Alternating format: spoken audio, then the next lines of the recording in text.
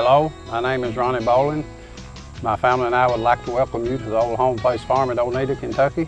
This is my wife, Gloria, my daughter, Veronica, and her husband, Tyler, my son, Will, and his wife, Maggie. We hope you enjoy your tour today.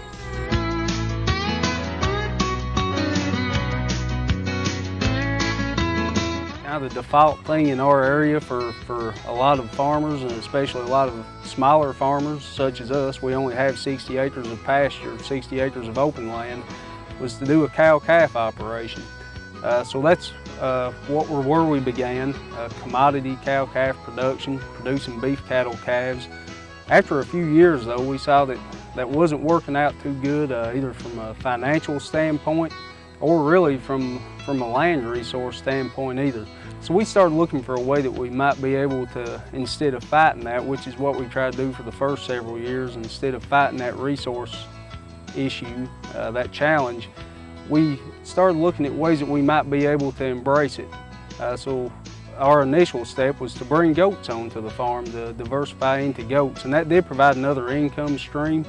But it also, goats were great for our operation. They were eating the multiflora rose, they were eating ironweed, they were eating some of the things that the cattle wouldn't eat. And it really did just revolutionize how we thought about farming in general. One of the first things we did was to install fencing to keep our cattle from accessing the river. We wanted to, at least for our part, do what we could to make our neighbors downstream, make their water safer and cleaner to drink for them. All of our family has been really involved in a wider agriculture community, from being involved with the Clay County Conservation District Board, the Clay County Ag Development Board, and the Clay County Ag Advisory Council and Community Farm Alliance. So all these things play a very important role in our operation.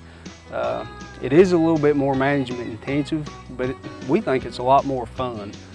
So it's at the end of the day, it comes to a quality of life issue. We're sustaining the resource, we're sustaining our farm, but it's also a lot more enjoyable for us as farmers.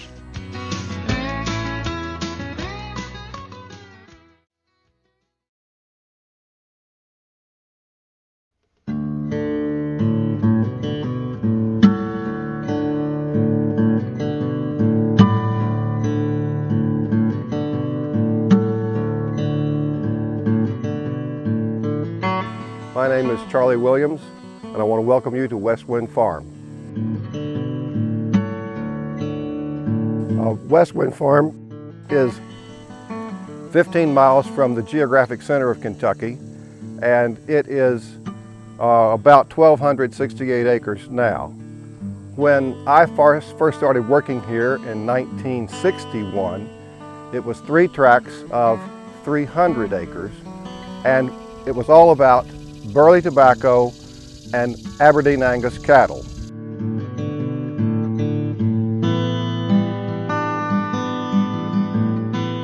With the tobacco buyout in 2004, we were left with going back to the woods.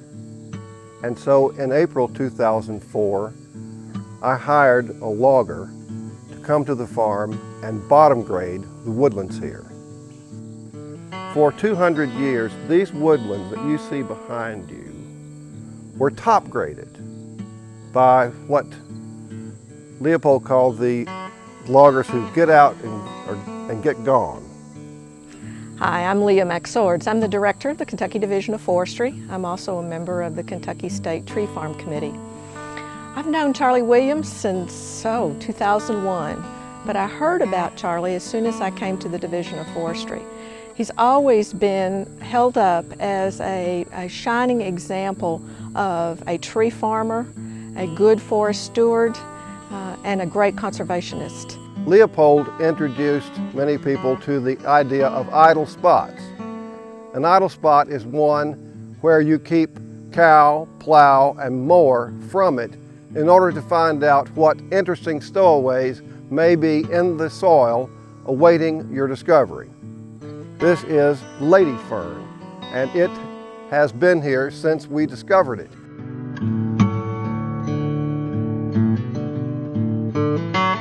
In approaching a biotic enterprise, you must always let ecology trump economics, because that is the only way that you can reach a place where you revere the stability, the integrity, and the beauty of the land.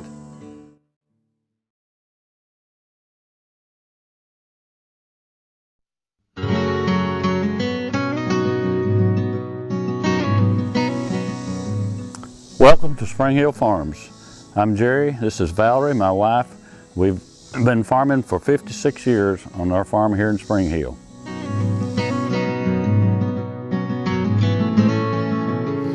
We started no-tilling back in the early 70s, and to me there's just no comparison in the way the soil stays intact, and by no-tilling we keep the foliage on the ground, the mulch on the ground. It helps hold the water, it lets it filter in, and the nutrients, holds the nutrients in the soil available for the next year. We think that no-tilling with the cover crops is the only way to stay in business.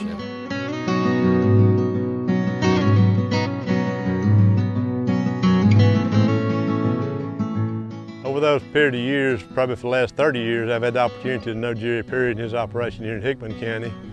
Very few people I know live, breathe, eat, and sleep farming 24 hours a day as much as Jerry does.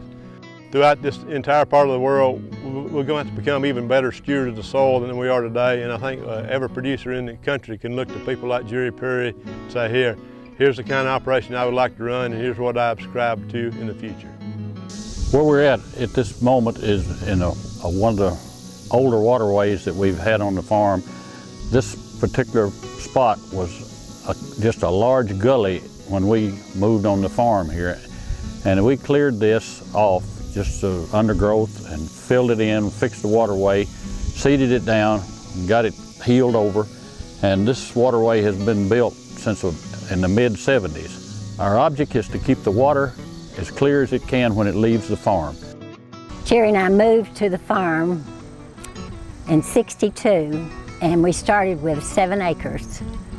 And gradually he bought ground all around here and built it up like it has now.